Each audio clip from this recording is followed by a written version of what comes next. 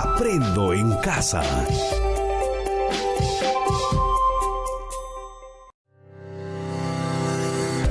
Queridas familias y preadolescentes, bienvenidas y bienvenidos a Aprendo en Casa.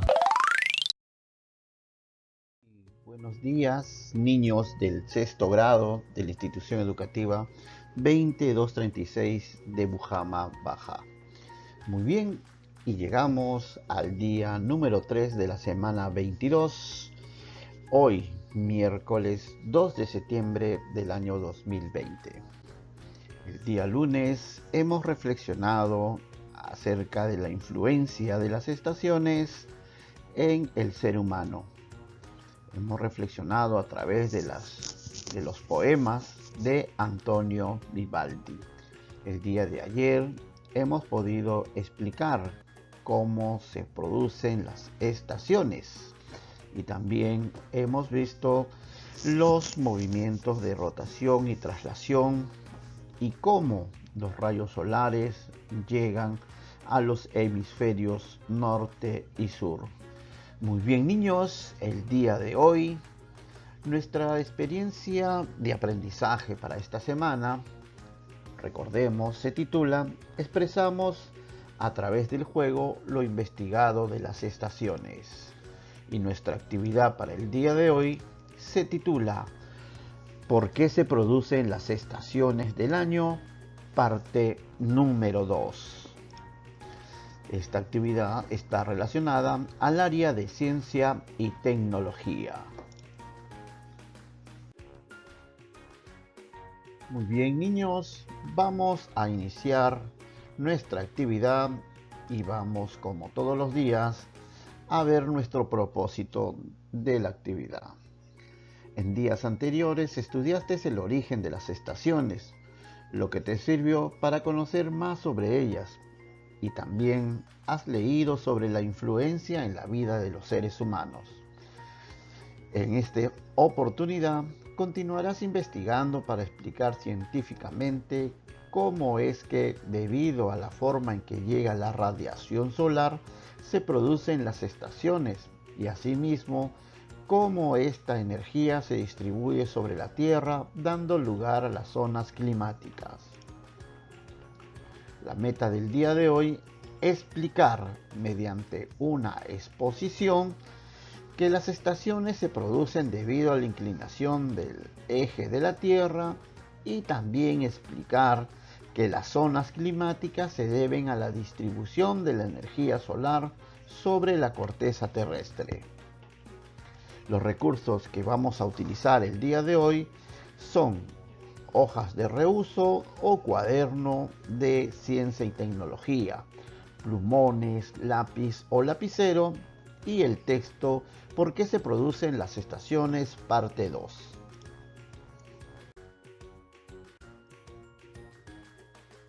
Muy bien. Ya conocen cómo se forman las estaciones.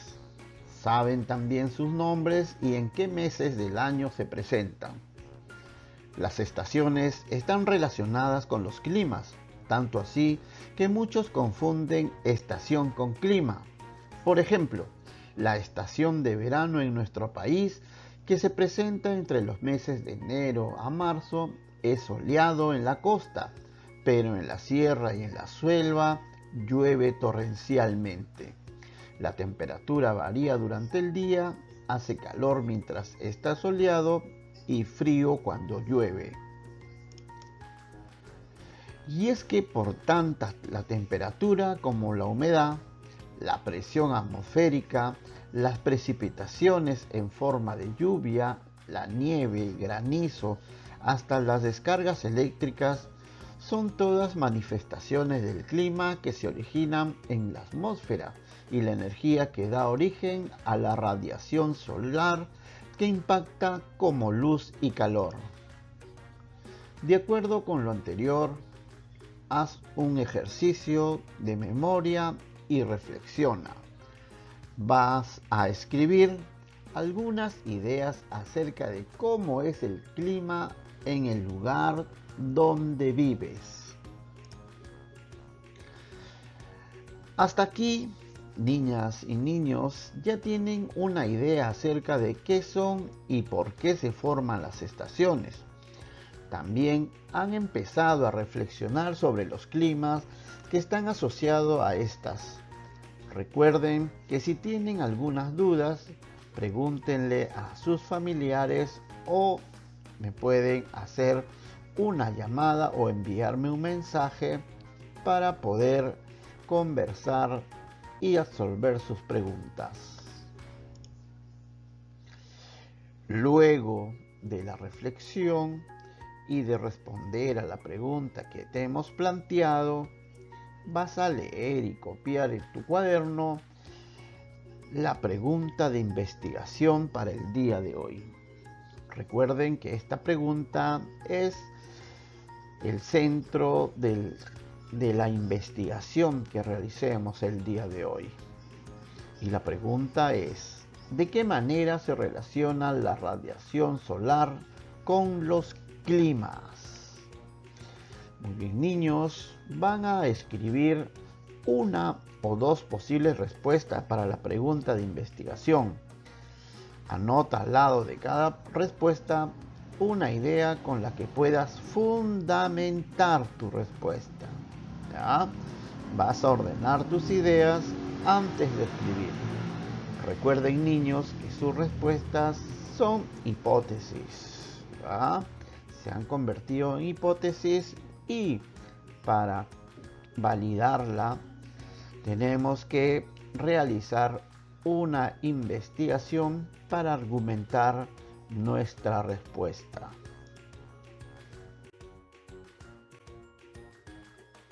A fin de que puedas dar una respuesta fundada en la ciencia, vas a elaborar un plan sencillo para hacer una investigación. Te recomiendo que el trabajo que vienes haciendo hasta ahora está basado en documentos científicos que te permiten dar respuestas a las preguntas de investigación. Es decir, es una investigación documental. Escribe tu plan en tu cuaderno y recuerda que lo básico de un plan de investigación tiene varios elementos y esto, para el caso, está relacionado con documentos. Estos son los pasos para organizar o realizar tu plan de investigación. Lo primero que tienes que elaborar es una lista de acciones, que es lo que vas a realizar, ¿no?, para responder a la pregunta, presentadas según el orden de prioridad. ¿Qué harás primero? ¿Qué harás segundo? ¿Qué harás después? ¿Y qué harás para finalizar la investigación?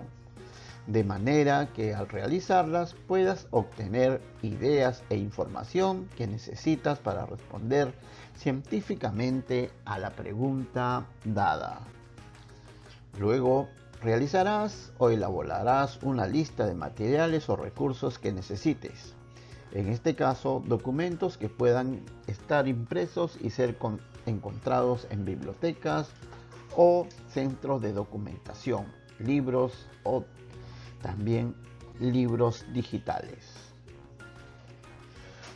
Si has elegido una lectura para tu investigación documental, recuerda que la información que obtengas de esta fuente debe ser de mucha confianza, debe ser confiable, ¿no?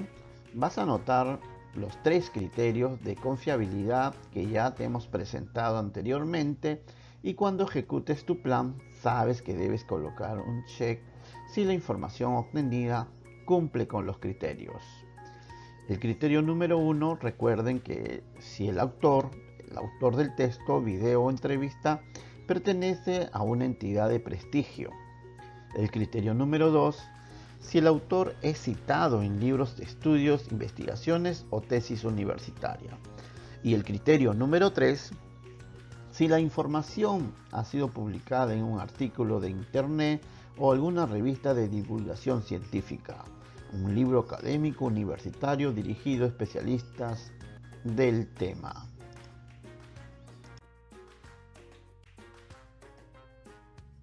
Bien, a continuación, para ayudarte a ejecutar tu plan y responder a la pregunta planteada, te invito a leer el texto ¿Por qué se producen las estaciones? Parte 2. Y mientras lees, te sugiero que analices lo que sigue y escribas las ideas que vas formando y respondas a las siguientes preguntas. ¿A qué se debe la diversidad de seres vivos, plantas y animales? ¿A qué se debe la formación de zonas climáticas en la Tierra? ¿En cuál de los tipos de movimientos de la Tierra se presenta la cercanía o lejanía de la Tierra con respecto al Sol? ¿Qué diferencias hay en los movimientos que realiza la Tierra? ¿Cuál es el origen de las zonas climáticas? ¿Cuál es la zona climática más caliente? ¿Y cuál es la zona climática más fría? Estas preguntas las vas a responder en tu cuaderno de ciencia y tecnología o en una hoja de reuso.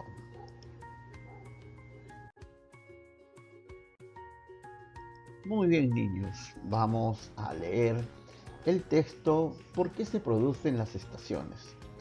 Recuerden que este texto es un documento que te informará y debe de cumplir, ¿no?, con el criterio de confiabilidad.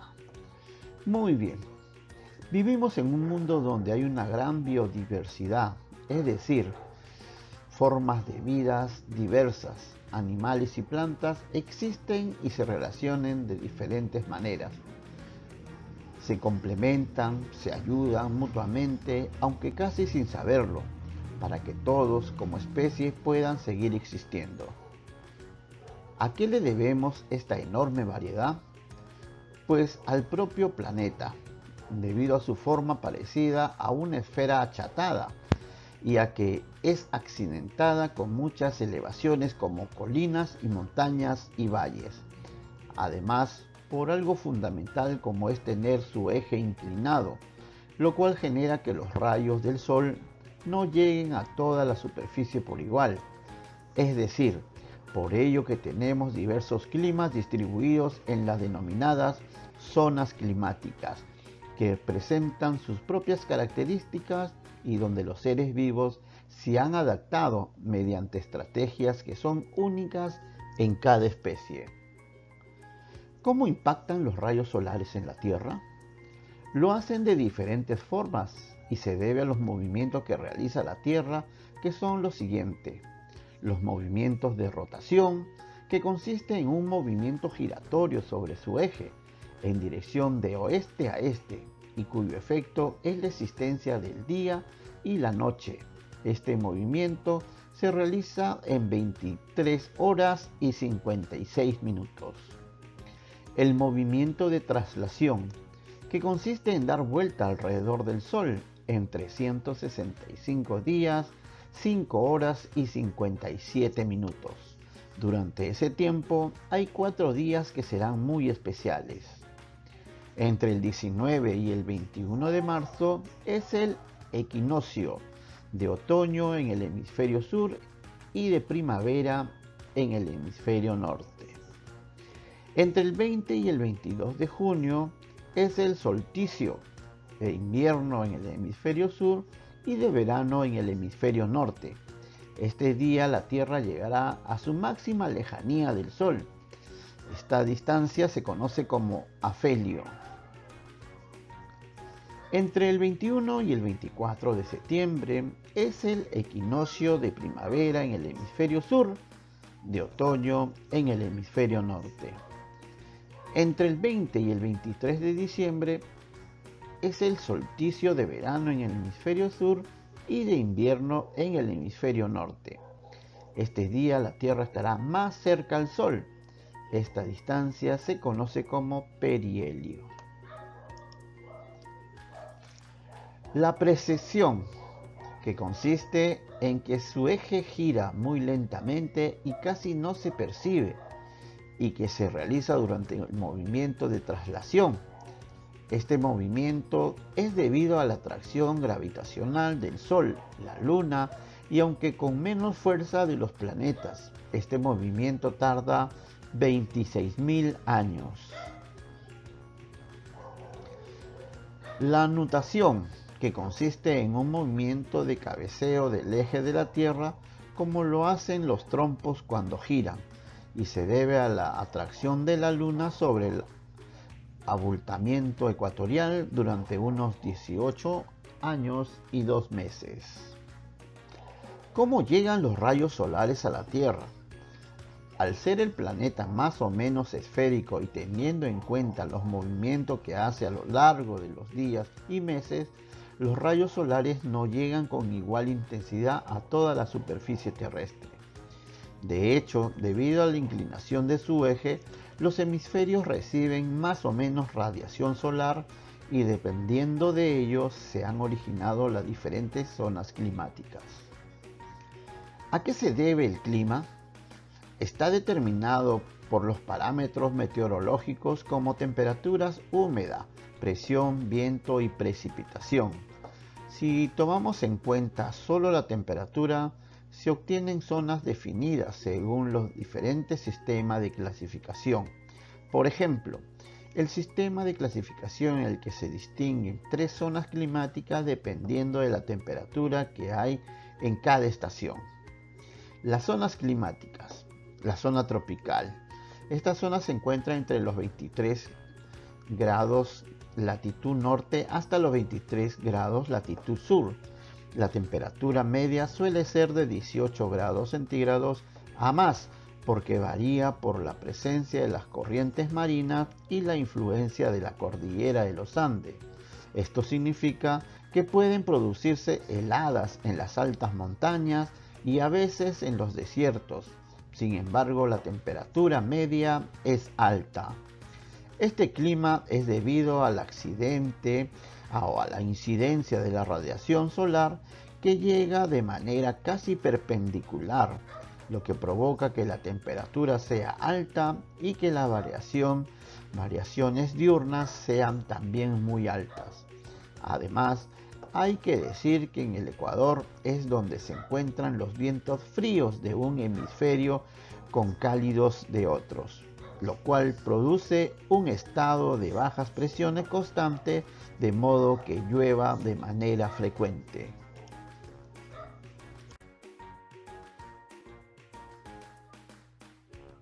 La zona templada.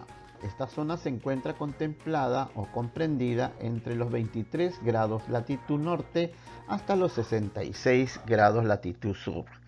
Tiene un clima templado, especialmente las zonas elevadas, en las que las temperaturas resultan más frescas que las zonas bajas a la misma latitud. La temperatura media es superior a los 10 grados centígrados, en los meses más cálidos entre menos 3 grados centígrados y 18 grados en los meses fríos.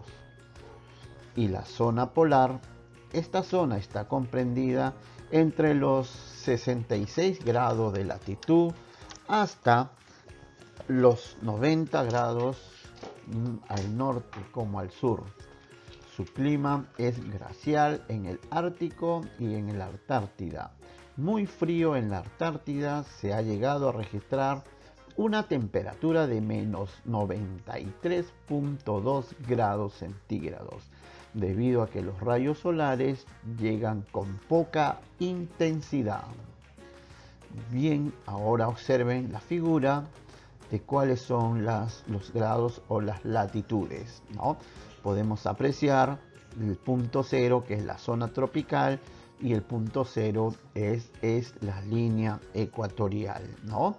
Desde 0 a 23 grados, ¿no?, hacia el norte, y de 0 a 23 grados hacia el sur se da la zona tropical, ¿no? Perú está dentro de la zona tropical, ¿no? Vean acá. Luego, de los 23 grados a 66 en el hemisferio norte y de los 23 grados a los 66 grados en el hemisferio sur, se da la zona templada, ¿no? Ya los rayos no llegan directamente como llega a la zona tropical, llega con un poquito de dificultad a la zona templada del norte.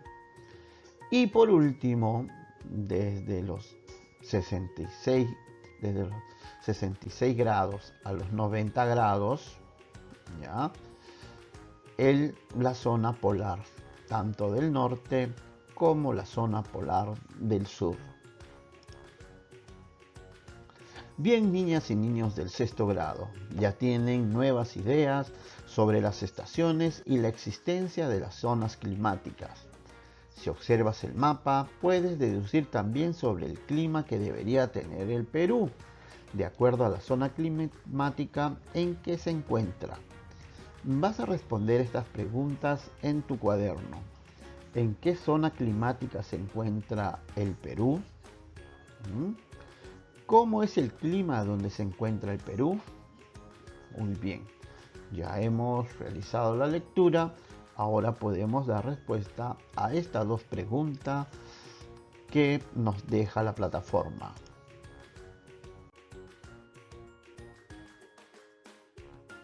Bien, luego de leer, vamos a seguir aprendiendo. Para completar tu investigación, reflexiona sobre la información que te proporcionó el artículo que leíste y seleccionado para ti. Analiza también las respuestas que has dado a las preguntas y las ideas que consideraste antes de la lectura sobre el lugar donde vives.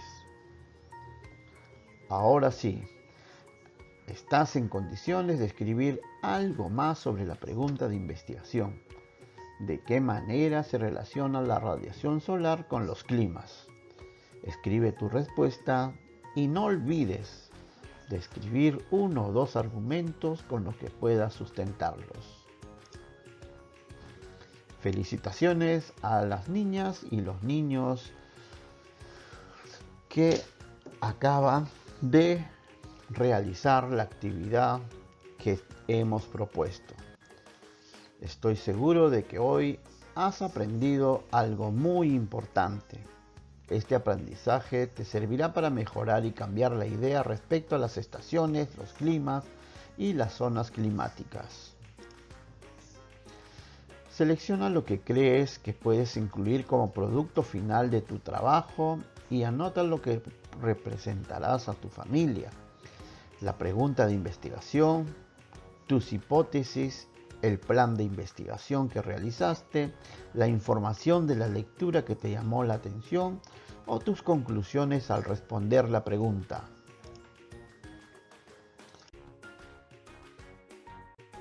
Luego, te vas a reunir con tu familia. Vas a organizar cómo presentarás lo que has elegido para tu familia. Para ello, realiza lo siguiente. Piensa en el orden en que socializarás la información que elegiste.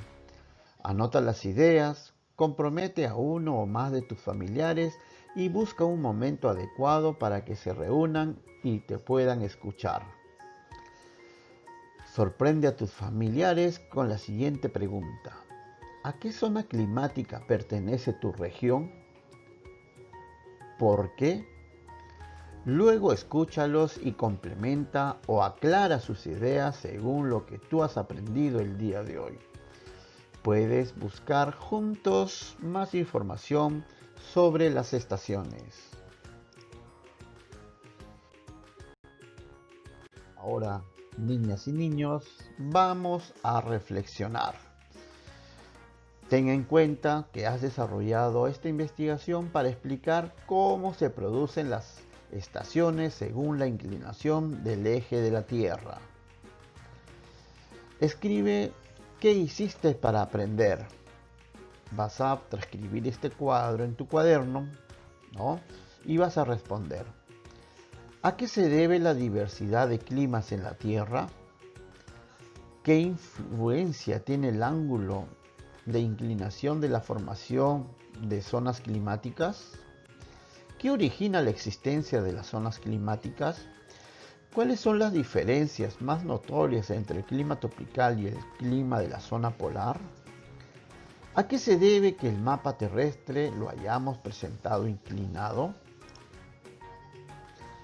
Luego vas a responder en tu cuaderno las respuestas a estas preguntas.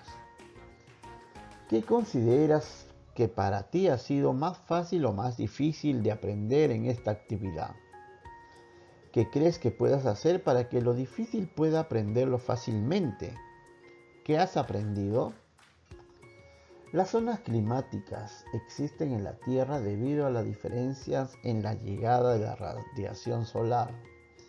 Las zonas climáticas se caracterizan por presentar temperaturas muy diferentes entre unas y otras. La Tierra tiene 4 diferentes tipos de movimientos. ¿Cuáles son? Hay movimientos en la Tierra que son imperceptibles y muy lentos. Hay movimientos que afectan de manera inmediata a la Tierra y otros movimientos que por su larga duración pueden afectar a la Tierra en un futuro no muy lejano. Recuerden, niños, organizar su portafolio, ¿no? Tus apuntes, los textos que has escrito y las respuestas a las preguntas planteadas, pues te serán de mucha utilidad en las próximas actividades. Al revisarlos podrás evaluar tus logros y tus dificultades, cómo las resolviste o cómo podrás resolverles más adelante si elaboras un plan para ello. Muy bien, niñas y niños del sexto grado. Hemos llegado a la parte final de nuestra actividad. Muchas gracias por su atención prestada y que todos tengan un buen día.